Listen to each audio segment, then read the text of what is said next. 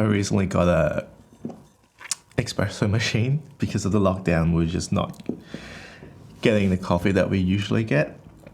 So just pull the trigger, got a proper espresso machine, and I've been learning how to make coffee, and it's not the easiest thing, but it's kind of fun looking at YouTube and like how to do the milk and how to do all that stuff. So that actually prompted me to make a bunch of these espresso cups. It was also a good practice to start thinking about how to do multiples or like a set. So I've made 4 right there. This one's a little bit taller. It might be easier to see like this. But yeah, so I've got a little gauge that I've been using just to help with getting the sizing right. But it's still hard because like throwing the rim it's hard to be consistent with that. So some are a little bit thinner, some are a bit thicker, but I think it's good practice to start. If you don't look at this one, if I just take that away, that's not too bad. Yeah. This month has mostly been a glazing exercise. I haven't really had a chance to do much throwing. Oh, that's not true. I've stopped throwing too much stuff because it was already starting to pile up, and it's still mostly the same stuff from last month's update video, and except for this. So this guy I'm quite happy with. It's a fermentation pot. So this is actually, I think this must have been the last video from this one that I posted on how to make it. So if you want to see how this rim was done, have a look at that video. It's quite simple, but it's a fun little process, and I actually quite like this shape. The size is a little bit small. It's going to shrink a bit more as well. So you're not going to make too much kimchi or sauerkraut from it, but it's a good proof of concept. I think it's just a cute little thing, and I'll definitely use it and see if it works. The idea is this channel gives you an airtight seal. Once you fill this up with water and you put the lid on, the water acts as a seal, and all the gases that gets produced while it's fermenting could escape outwards because of the pressure, but air won't go back in. So that gives you a perfect environment for fermenting and pickling and all that stuff. And it also has these little half weights that you just, once you've put your sauerkraut and you put your cabbage and all that stuff, and you put in your mixture of brine, you'll put this on top. That sits on top of all the veggies and stuff, and that just keeps it submerged. And that's the idea. I've never used one. I've never done kimchi at home, but from what I've gathered, that's how it works. That's one of the main throwing thing I've been working on. And this is also from a video recently for like a coffee filter, which now that I've got a coffee machine, maybe I won't use this too much, but I do have filters at home. I just don't have any beans that are suitable for pour overs. But this is its bits fired now, and I'm gonna glaze this. And I think the bottom came out quite nicely. I like having these rings here, and it also helps sit a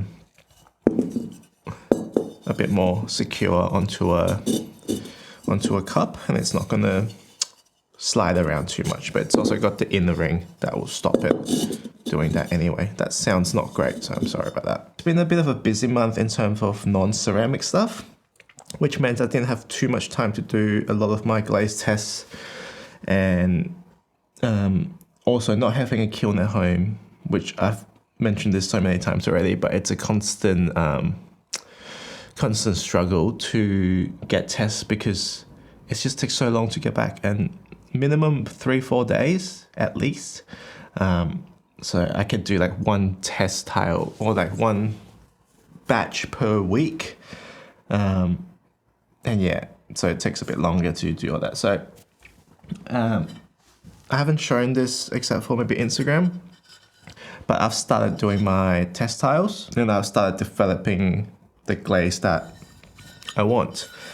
So there's 36 tiles here, and what this does is each corner is a recipe, and it get blended. So this is a quad blend, so there's 4 recipes that get blended together. And so for example, the top left would be mostly recipe A, and then the top right would be B, C, and D, and so on. So the middle would be a relatively even mixture between the four, and it just gives you an idea of what small adjustments could do. For example, so it's mostly talc and wollastonite on the bottom, so left and right, and it's a lot more matte down this way because there's a lot more magnesium. So the top left is a heavy feldspar, and then the top right is heavy silica. So obviously the top rows are the glossiest ones, and the left, there's very subtle difference between that. So the feldspar helps melting, and so you can tell that on the left it's a bit more runny, and on the right it's a little bit more stiff. And the silica also gives it slightly of a smoother look. And that was my starting point. So from there, I was like, okay, I like 1, 2, 3, 4, tile 4. So with the fourth recipe, I have made, I think it was 4, I can't remember exactly. But I also made a small mistake in not trusting my test tiles, which I'll get into. So from then, I made a small tub, like a liter worth of glaze. And then I used that to make these guys.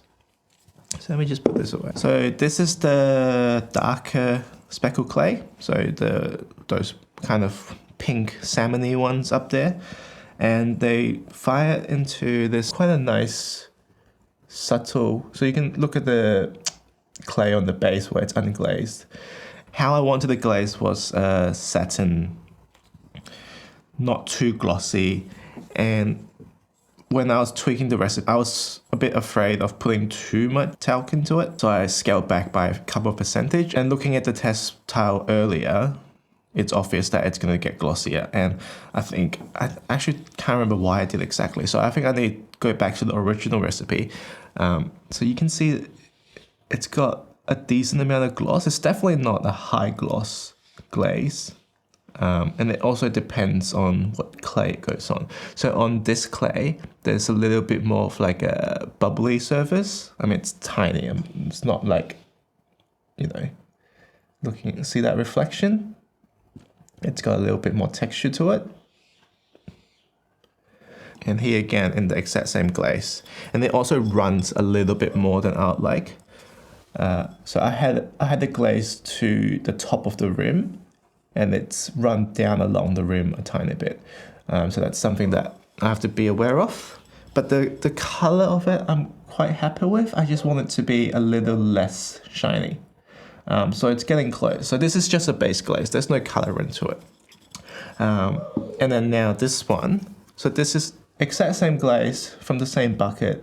And this is on the lighter speckled clay. See how there's less warmth to it? It's a little bit cooler. Just as a comparison, just looking at the unglazed area, and also it changes the way the glaze reacts. So very slightly, like there's a little bit of green almost in it, and this one's got a bit more of a warmth. So yeah, still a little bit of shine, but I think I'll do one more test, and I think it's getting very close to something that I can use. Also, this one, look how much it warped. It's turned into an oval shape. I don't know, it might have been...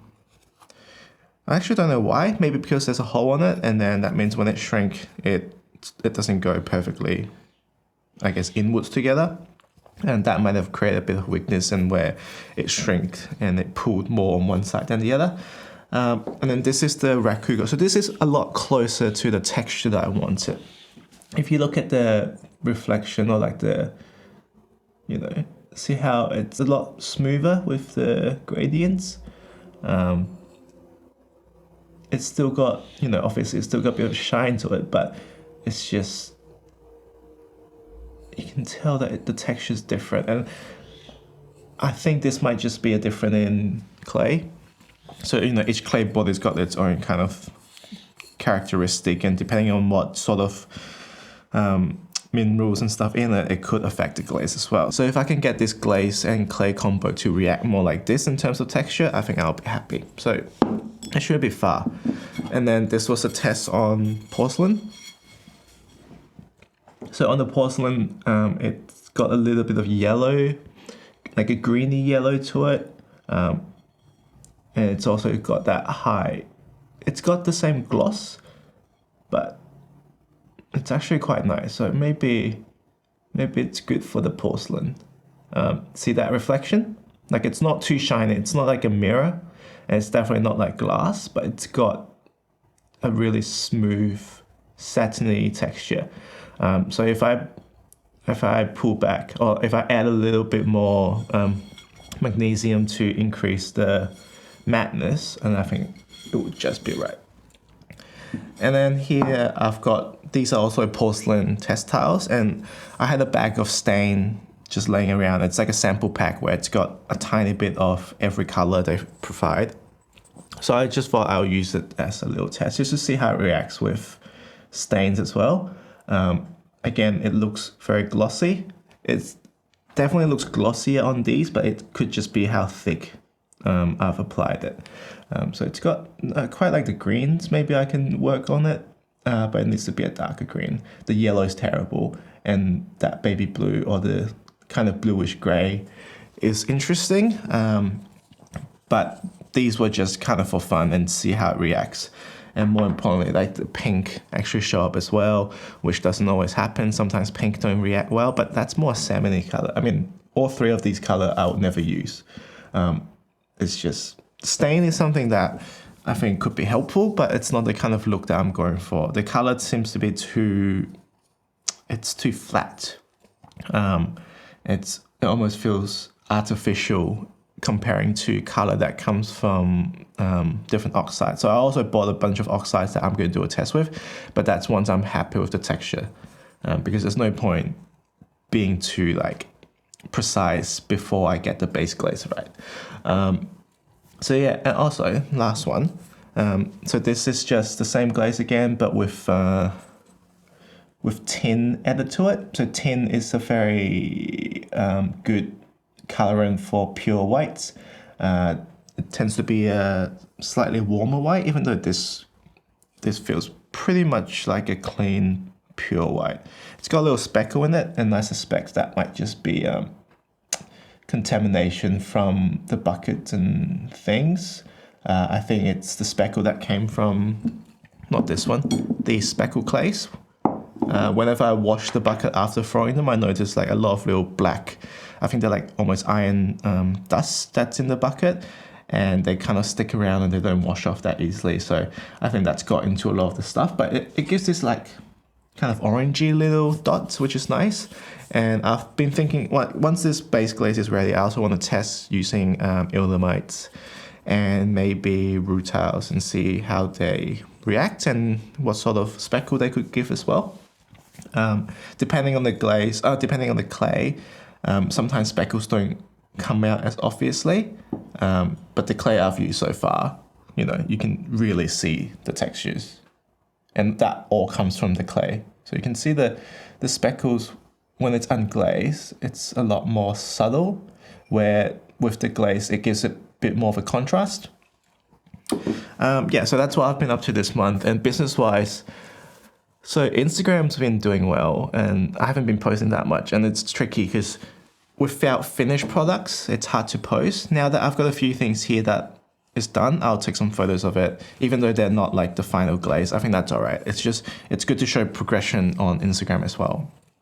So I think that's almost at 500 followers, which it's not bad for a few months' work. And once I can start photographing finished pieces, I think it will really take off in terms of having enough content to post and making sure I keep up to date. Because right now I'm posting really sparsely, like once a month almost. So that's something I need to work on. And with YouTube, it's actually gone up to, I think it's just above 200 as of this recording. And a lot of it came from kind of Reddit live stream, which I've been doing a bit more. And I want to continue to do that. And I actually want to get a live stream set up properly for YouTube as well. And it's a bit tricky because with Reddit, you don't need followers and subscribers and all that stuff. It's kind of a public thing where a lot of people would see it and has the potential of, you know, getting a bigger crowd. For the maybe 60-70% of the time, it really blows up and it gets about 5,000 kind of viewers at the same time. And over the course of the stream, there could be 20, 30, 40,000 people coming in and out. And that's been a real good marketing tool to get followers for Instagram and YouTube. And I'll continue to do that and try to build it up. But I really want to do live stream on YouTube instead because the quality is going to be so much better. And I don't have to be constrained on doing it as a phone in a vertical format. And Instagram live stream is also something else that I want to look at. But I think that's something further down the line, but it's good to keep in mind. And I guess just finishing, if I can finish this glaze, at least the base glaze within 2 weeks, I'll be very happy because then I can start glazing a lot of these things and really finishing off. Like for those who remember, there's a couple of things here that are commissioned by a friend, and it's kind of just been sitting there for so long. Like I really want to finish it and just send it out. But I think this color will look good in it. I just need to tweak the mattness. So if I'm just going to throw a bunch of test tiles and then get that fired this week. And I'm going to do a new base glaze test. So if I can get that sorted by end of this week, so the first week of August, and then I can spend the rest of the month doing the color run test and actually finishing things off. So when I do the next update, if I have 2 glazes finished, I'll be so happy. 1 glaze would be the minimum, and if I can get an extra one based on that base glaze, probably something a bit more of like a darker gray in contrast, because naturally this comes out like a light gray anyway. If I can get a darker gray, maybe with a bit more of a warmer tone, I think 2 would be a great starting point. And then I think, because what is it now? It's August, so that's about 2.5 months until my selling deadline. So I've decided that the first update or the first kind of shop launch would be probably the 15th of October for multiple reasons. One, because it gives me a bit of time to work on, and I wanted to do my shop updates in the middle of the month, and then I can do the business updates on the start of the month, and that gives me a bit of overlap that I can I guess talk about what's been happening and how the sales from the previous month gone. And I think going closer to the first shop update, I'll do smaller batches of business updates as well, maybe in like fortnightly or even weekly just before the launch, because there's a lot more work that goes into that in terms of getting the website ready, getting the social media ready, doing a lot of the marketing stuff.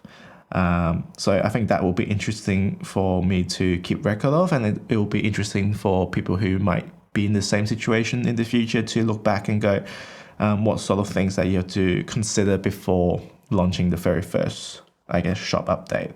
And also I need to decide the amount that I'm going to make, but that's more further line. So I think that's something I'll think about more in September, just before October. I'll give myself a month and a half to produce. September would be when I start producing, which means, okay, so that's another thing I need to do this month, is to have a, I guess, prototype simple set.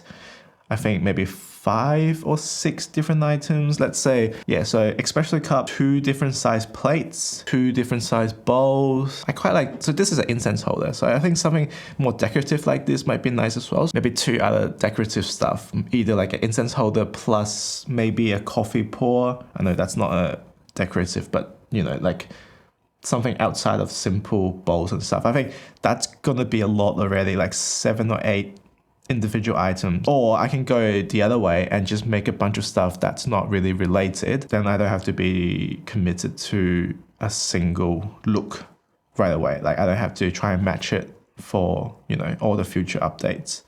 Yeah, I'm just thinking out loud now, but that's kind of something I have to decide on. Just to summarize, August would be to finish off the base glaze, potentially have another colored glaze or like a variation of the base glaze, and then I'll have to prototype all the stuff that I want to make for the first sales.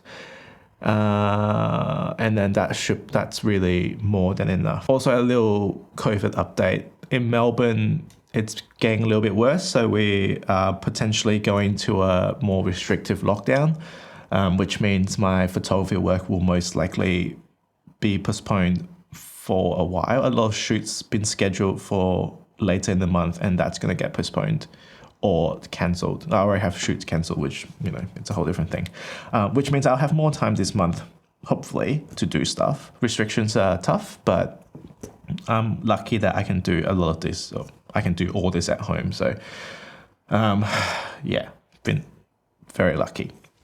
Anyway, so that's July done. It feels like things are happening very slowly. The glaze is going to be the biggest struggle. Once that's done, I can actually make things, and at least then I'm not just waiting on test tiles to come back. I can actually make things while I'm waiting. So I can fire things and finish things off and send that out while I'm still testing. And I think that will just make the workflow a lot better, because I'm not hesitant to make things because I'm not sure what the glaze is going to look like yet. Like these, I glazed them as a throwaway piece. These are all test pieces. I was expecting them to go wrong, so I picked the stuff that I didn't care about anyway. But no, it's a very good starting point, and I know I'm rambling a bit now. So next month I think will be a lot more interesting. There's going to be a lot more to show. Yeah, I'm just saying that so I can hold myself accountable for actually being a bit more productive. Actually, I should maybe talk about the YouTube side of things as well. I want to do, once this glaze is done, I want to do a recap of the process I've gone through from step by step on how to do it. I don't have footage of me actually mixing stuff, and maybe I'll get a bit of that done as well. But I'll definitely do a video that focuses on developing a glaze from scratch. And that's just my experience, because this is the very first one I've done, and without any formal training on glazes, it's kind of been a learning process of just research and making mistakes, and that's all stuff that I'll talk about. So I think that's really interesting for people who might want to do the same thing to have a look at, because I find on YouTube at least, I couldn't really find many resources on the whole process. There was a lot of information on how to make your glaze, how to test, how to do all the blends and stuff like that. The, thought process of starting from scratch and really doing extensive testing of how the ingredients you've chosen play with each other, instead of just going online, finding a recipe, make it and be like, okay, I'm happy with that. And then you kind of lose out on the tweaking part where it gives you a bit more knowledge down the line where you can adjust your glaze in a more precise fashion. So that's something that I'll do. And I'll try and do more throwing videos as well, because they're relatively easy to finish and upload, and there's not much work to it. And on top of the Instagram content, I think YouTube content needs to be maintained at least one every fortnight. I think I'll be happy, not counting the business video, because that's, it's nice, but I think I still need more ceramic-based stuff. And I want to do at least one business-related video on branding. So I've got the branding. Everything's basically ready to go 2 or 3 months ago, but I've just been saving it till maybe September.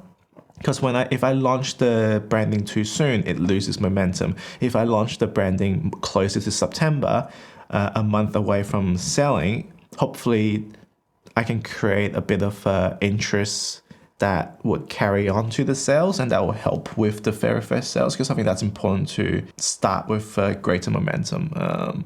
But we'll talk about that next month. So see you then.